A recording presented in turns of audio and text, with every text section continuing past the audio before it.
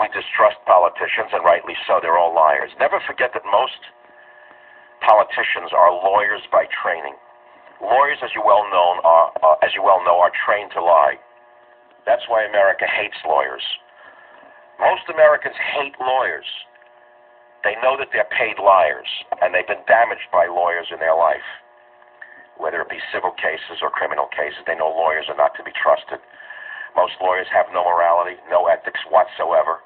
There is nothing controlling lawyers in lying, and the best of them become, in other words, if you're a really good lying lawyer, you become a congressman, maybe in Brooklyn. And if you're really a good liar, you become a senator from one of the East Coast states or one of the West Coast states. And then if you're really good, you become the head of major committees if you're a really good liar. So we elected Donald Trump, who's not a lawyer, he's an outsider. And take a look at what these Soviets are doing to him because he's trying to restore our national sovereignty and save America from the very disease that they themselves have promulgated on this nation. I'm reminded of the Moscow show trials held in the Soviet Union between 1936 and 1938. No, it's not ancient history. In fact, those who do not know their history are condemned to repeat it. Show trials of the 1930s. And who were the defendants of these old trials? Bolshevik party leaders and top officials of the Soviet secret police. And what were they charged with? They were charged under Article 58 of the RSFSR Penal Code of committing the crime of conspiring with the Western powers to dismember the Soviet Union and restore capitalism. How telling it is that they're trying to smear Trump in the false charge that he conspired with Russia in some way.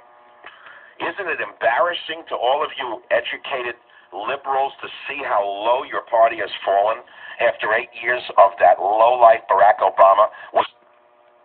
Many of those who were tried in this fake show trial, he stands for. But as I said to you several weeks ago, and I will repeat again today, Donald Trump is an indictment of the American people, not of Donald Trump. Personal, and I want you to never forget who did this to you. I want you to remember the names of these lowlifes who are trying to steal the election from us. These lowlife vermin who do not want our borders to be secured, who do not want our language to be secured, who do not want our culture to be reasserted. These lowlife internationalists will stop at nothing to destroy our revolution. You hear the word I just used? We had a revolution at the ballot box. And these vermin are trying to destroy Donald Trump because they love their power. Know what you think. I have the best stethoscope in the American media. I've had the best stethoscope to America's heart of anyone in the media for many years now. It may not be the biggest show on earth, but it's a very powerful voice that I have for one reason. And the reason is that I see things as they are, and I see things as the American people see them. What just happened in front of your eyes has destroyed any shred of credibility the Democrats may have had. And they should get back to the business of America, which is securing our border, securing our language, and securing our culture, and stopping the next terror attack by the fanatics amongst us. Moscow show trials, look them up. But the real loser here is Comey, who should be indicted, by the way. Powerful enemies on earth. Trump lawyer says James Comey made unauthorized disclosures today. Did you hear that? Did you hear that story? That's a huge story.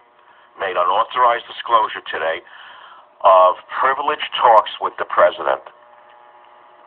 You see, finally Donald Trump did what I've been asking for a long time, which is I said, go and get yourself a Roy Cohn. Get yourself the most vicious, intelligent lawyer you can find. And go after them tooth and claw. Well, maybe Mr. Mark Kasowitz is the right one to do it. I think he is.